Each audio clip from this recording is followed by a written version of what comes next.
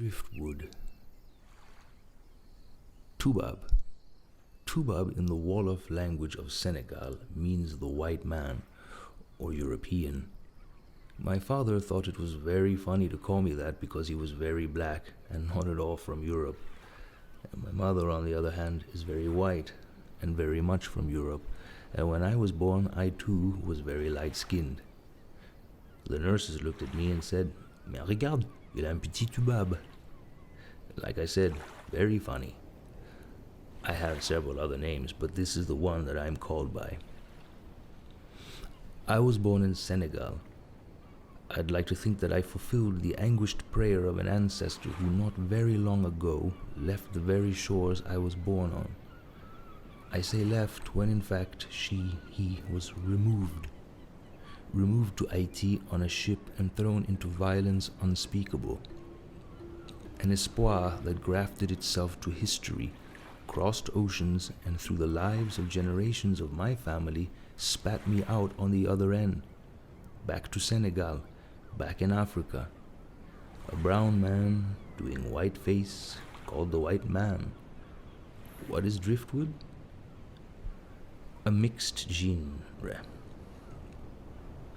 Born to parents of countries that would make them, and me, the descendants to slaves and slave owners, colonists and their beneficiaries, and then raised and privileged in the wealth of many of those ex-colonies, it was never going to be a question of such a clear-cut distinction as black or white, the one or the other.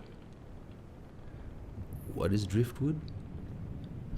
When I'm working on a perfume, I have arrayed in front of me the world spread out in little bottles. Patchouli from the Seychelles, nutmeg from Jamaica, copaiba balsam from Brazil, and tonka bean from Belize. The list can be endless. These materials have left scents that run like trails through my own young life in those climes. In my gardens, I knew the smell of mango and the scent of eucalyptus leaves burning in the fire. I remember the scent of patchouli oil from when we used it at the beach as an ointment against the sand flies, and the smell of the masasa trees as their pods burst in bloom. The narcotic stench of the king of the fruits, the durian, blended with the sweet smell of rambutans in the market, and by the sides of the roads the thick, rich smell of ebony wood shavings strewn about the carpenters toiling at furniture, or the burning of plastic in the flay. My memories are stitched together with the fragrances of the former colonies, yet can a memory be captured? And what happens to a memory when bottled in one place and then transported far, far away to be released in a foreign clime? In perfumery, the natural materials are extracted, caught, and imprisoned into bottles. What is it that is captured, and how is it done? What I mean is what politics, histories, and powers make it possible to capture them, to extract them, and to move them around, even across continents.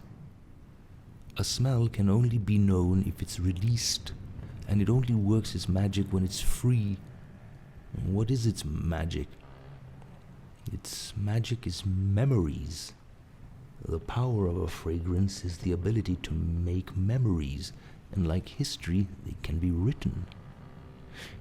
In that sense, what writing is to crucifying thoughts onto marks etched on a surface, so are perfumes to entombing memories into solvents sprayed from bottles.